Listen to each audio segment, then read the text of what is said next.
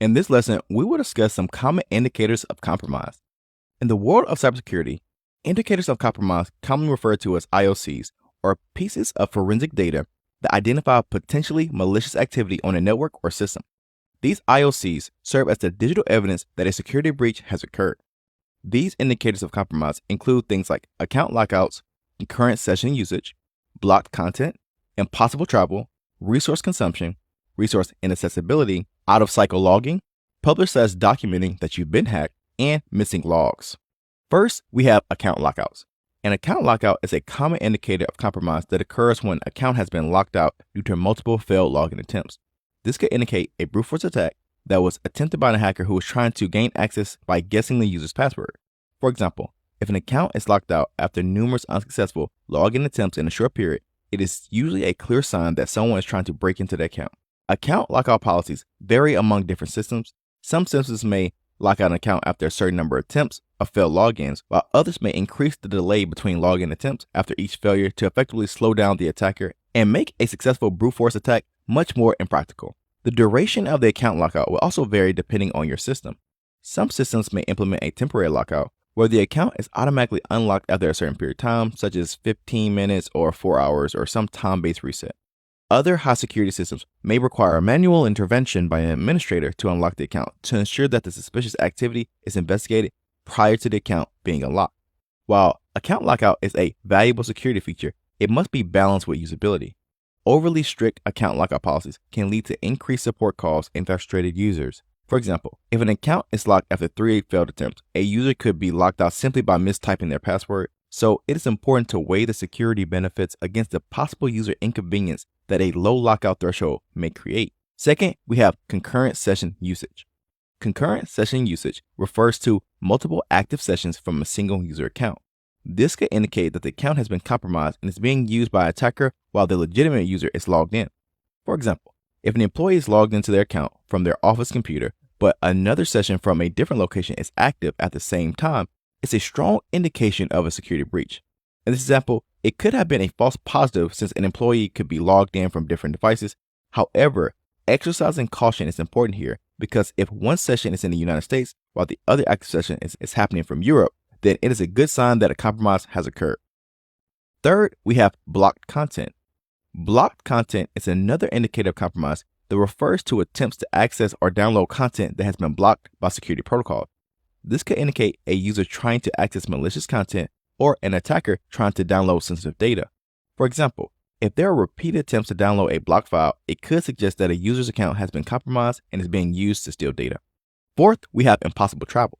Impossible travel is a unique indicator of compromise that involves detecting logins from geographically distant locations within a specific time frame that makes physical travel between those locations impossible to achieve.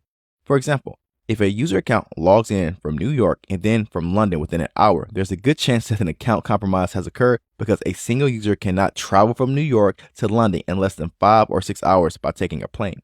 Often, you will see impossible travel and concurrent sessions usage grouped together since they often, but not always, occur simultaneously. Fifth, we have resource consumption. Unusual spikes in resource consumption, such as CPU, memory, or network bandwidth, can serve as a good indicator of compromise.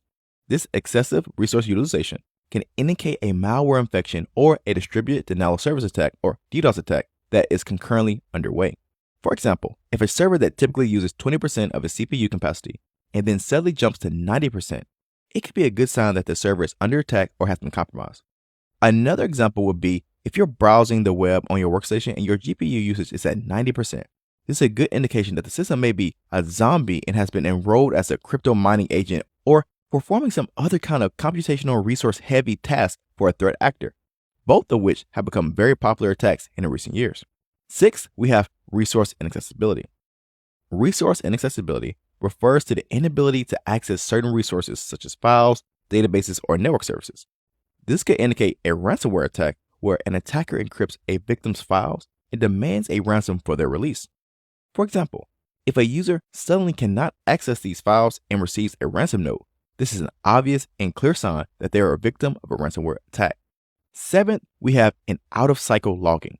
Out-of-cycle logging refers to log entries that occur at unusual times, such as late nights or on weekends where no one is expected to be working. This type of out-of-cycle logging usually indicates that an attacker is trying to hide their activities during off-peak hours. For example, if their log entries show activity at 3 a.m. when the office is typically closed, this could suggest that a security breach has occurred on the network. 8. We have missing logs. Missing logs, like out-of-cycle logging, is another sign that a compromise has occurred. Attackers often delete to hide their activities and make it harder for investigators to trace the attacker's footsteps through the network. For example, if a system's logs suddenly have a gap of several hours or days, this might suggest that an attacker has been tampering with the logs to cover their tracks. 9th, and finally, we have published articles or documents that your organization has been hacked. Sometimes an attacker will publicly disclose that they hacked a system either to boast about their skills or cause reputational damage to the organization. This type of publishing can occur on social media, hacker forums, in a newspaper article, or even on a victim's own website. For example, if a company's website is defaced with the message claiming that the hacktivism group was responsible for the attack, this is obviously a clear sign that your website has been compromised. So remember, recognizing these indicators of compromise is crucial to your success as a cybersecurity professional. Indicators of compromise are the evidence includes left behind by a threat actor that can provide us insights and some early warning signs of potential breaches so that we can act swiftly to contain and mitigate any damage.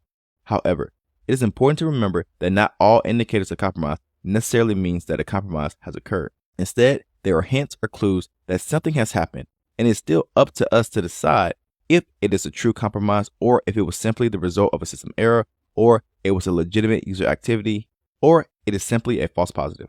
For this reason, you will spend a lot of your time as a cybersecurity professional combing through event logs to determine if an event was really part of a compromise or not.